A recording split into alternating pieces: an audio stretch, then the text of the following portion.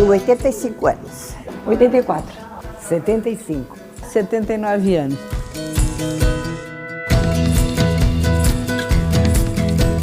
Assim, ficava assim sozinha em casa e mesmo eu tinha que ter contato com outras pessoas. Sair de casa, procurar uma atividade, se cuidar, sair, porque em casa é só arruma estresse, mais nada, né? Eu acho que depois de uma idade que a gente tem que pensar mais na gente do que no resto. Passar dos anos, os filhos, os netos, os bisnetos, cada um tem a sua vida. E aqui consegui levar a vida adiante. Que nós temos gente aí com 88 anos e dançando a dança do ventre. Temos outras com 65 já, que não conseguem nem caminhar quase. E não dá para o idoso estar dentro de casa, não dá, meu Deus do céu. Porque geralmente quem não se cuida é que se prejudica, né? Eu melhorei bastante em várias partes, assim, saúde, a parte corporal também.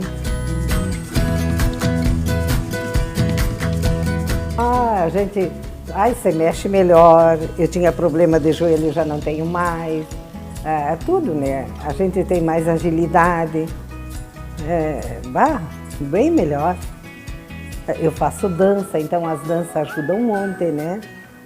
Com força para fazer exercícios, com força para caminhar, com força para trabalhar em casa, né? Não se sente inútil também, né?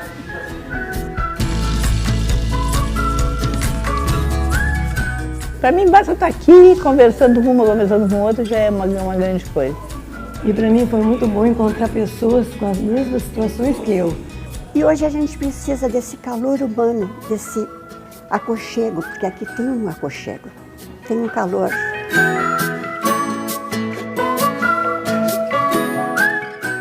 Minhas atividades me fazem feliz. Não posso me queixar da vida.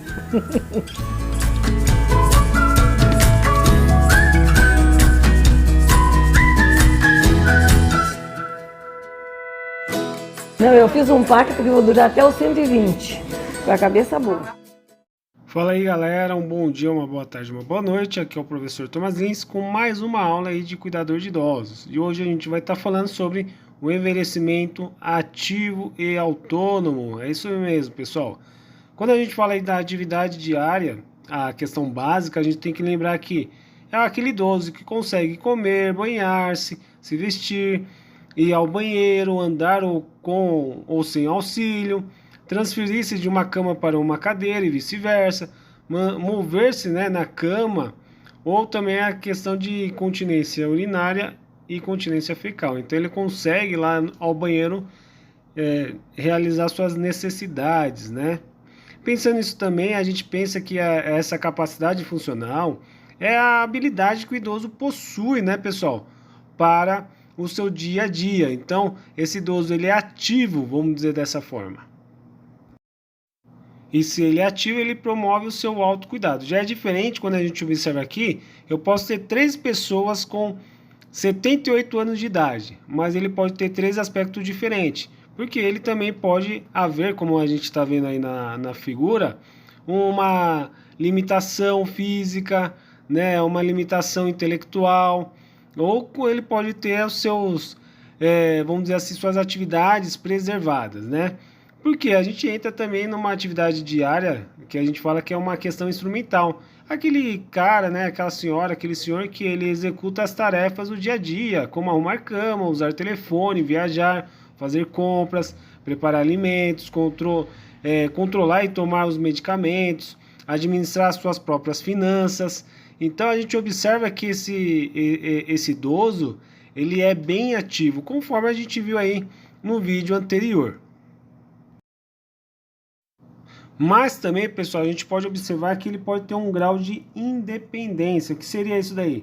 O idoso ele realiza todas as atividades básicas da vida diária de forma independente. E quando a gente fala desse termo, né, que é utilizado para definir as habilidades do indivíduo de uma questão funcional, né, que funciona aí no seu dia a dia, ou seja, ele realiza todas as atividades, né, mais simples que seja, até as mais elaboradas no cotidiano da vida dele, para a população idosa. Então a gente fala assim, que é voltado diretamente essas atividades para a terceira idade. E a perda da funcionalidade é crítica também, pessoal, porque a gente vê que ao decorrer do tempo ele vai perdendo e a gente vai observando que ele vai necessitar de uma ajuda aí no futuro. Mas se até o momento ele consegue preservar seu autocuidado, é o que a gente sempre almeja, né? Mas aí a gente já começa a observar que ele também pode ser um paciente semi-dependente. O que quer dizer isso daí? Ele tem um comprometimento maior ou igual a uma função que influencia que pode influenciar e acaba influenciando pela cultura, aprendizado, né? Que é a questão de banhar, se vestir, etc. Que quer dizer o que, professor? Por outro lado, se a gente falar dessa forma, existem idosos que eles são semi-dependentes mesmo, pessoal, de cuidados. São aqueles que precisam, sim, de cuidados, porém conseguem realizar totalmente ou parcialmente as atividades cotidianas, né? Necessitando somente apenas de um auxílio para uma ou outra função. Mas, partindo de outro lado, a gente também pode falar que tem os idosos, os pacientes aí, que são dependentes incompletos. O que seria isso aí, essa independência incompleta? Comprometimento, né, de uma ou mais funções vegetativas simples, né, como transferir de uma cama para outra, né, uma dependência, né, para se banhar, se vestir-se, ir ao banheiro, executar algumas tarefas diárias que são de extrema importância para esse idoso. Então a gente começa a apresentar, né, e visualizar nesse idoso comprometimentos de algumas funções vegetativas simples, tá? Então, esse ponto aí, a gente começa a falar, opa, esse idoso necessita de uma ajuda, um auxílio.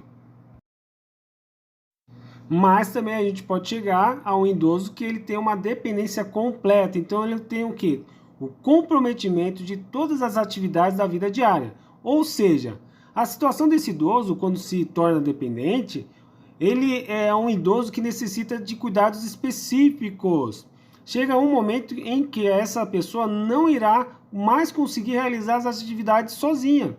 Então vai necessitar de um auxílio aí, de um cuidador. E também para acompanhar o seu processo de envelhecimento. Por isso que eu falo para vocês, pessoal, as próximas aulas o professor vai estar abordando e falando sobre o grau de complexidade desse idoso. Por isso que é de extrema importância você curtir e compartilhar esse vídeo, se inscrever no canal e ativar os sininhos para as próximas notificações e vem comigo. E quando o idoso ele chega nessa fase, a gente até relembra, né, a avaliação global da pessoa idosa, que ele vai ter necessidade aí para um auxílio de farmacológico, né, por causa da farmácia que esse idoso possui na sua residência. Como assim, professor? Que o idoso ele tem muita questão aí de polifarmácia. Infelizmente, pessoal, e às vezes ele toma medicação que não é recomendado para ele, mas o vizinho falou que é bom, eu já ouvi falar, ouvi na televisão. Então a gente tem que tomar muito cuidado com a questão de polifarmácia com esse idoso e saber lidar com essa questão de fármacos, tá certo, pessoal? Mas eu vou tirar uma aula específica só para falar sobre isso.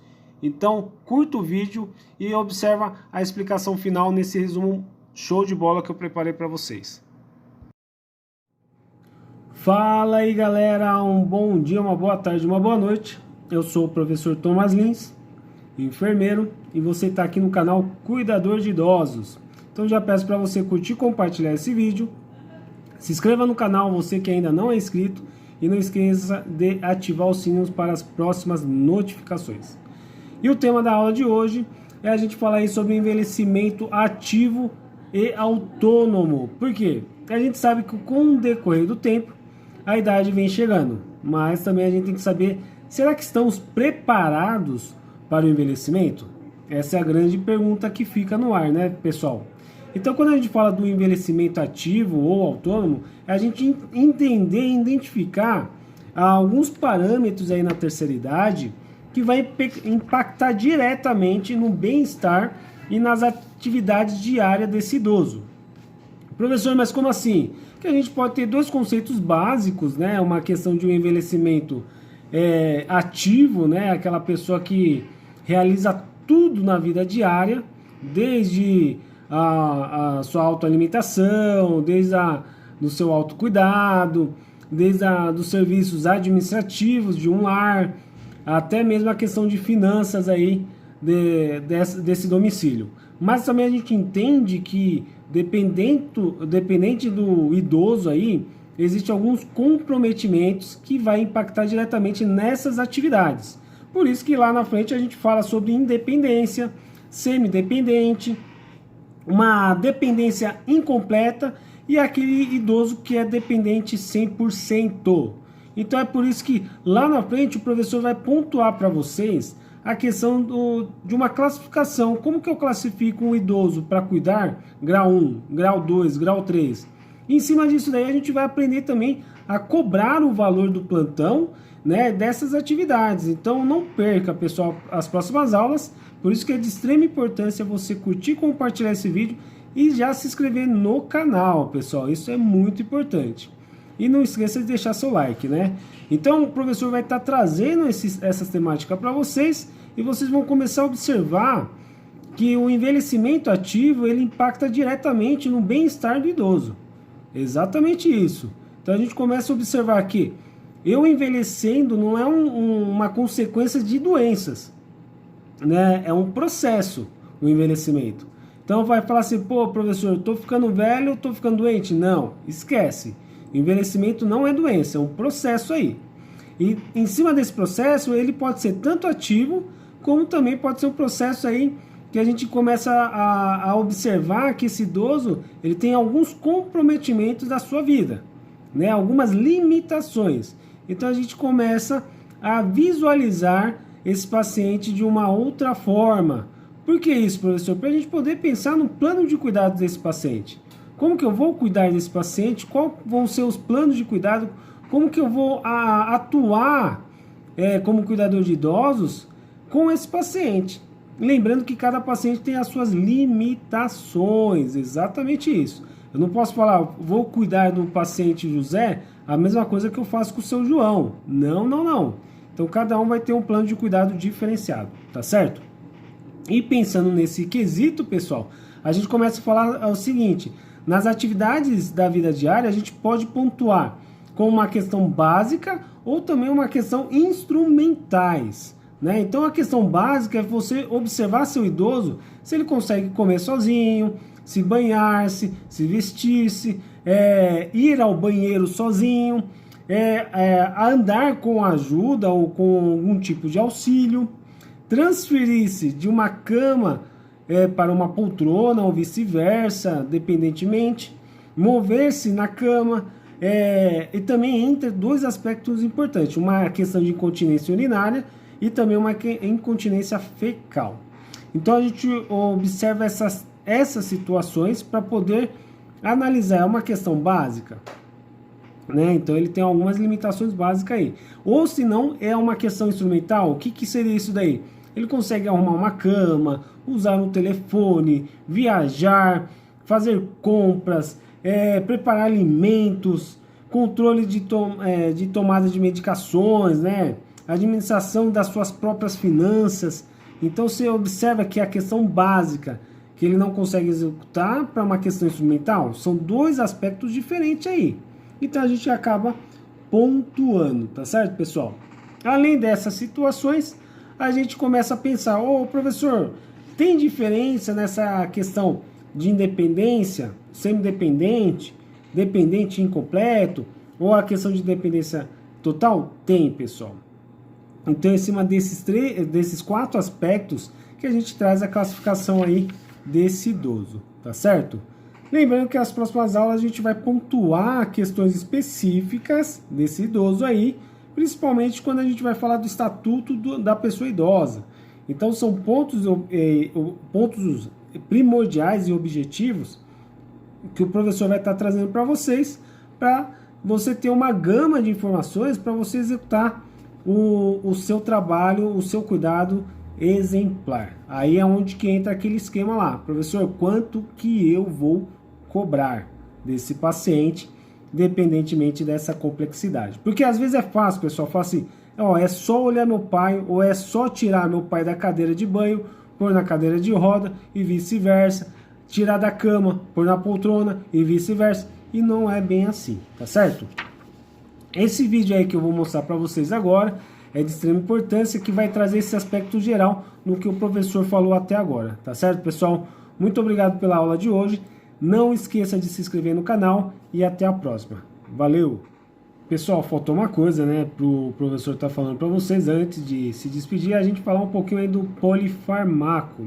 É isso mesmo, quando a gente fala de a questão do polifarmaco, a gente lembra de uma questão multimorbidades, né, que seria isso daí, esse paciente aí tem muitas morbidades que acabam prejudicando a vida diária dele.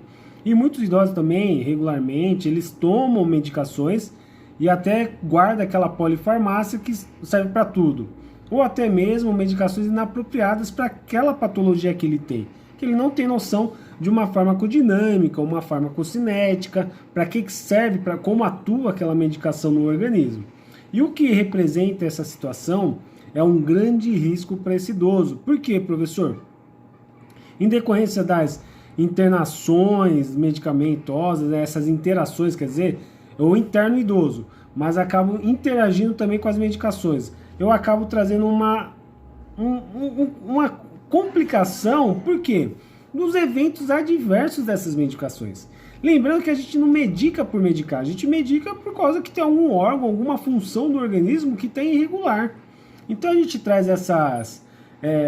esses questionamentos, né, para a aula, pensando numa questão que o farmaco, né, ele pode trazer algumas situações desagradáveis. Como assim, professor? Umas situações que a gente não esperava naquele momento, tá certo?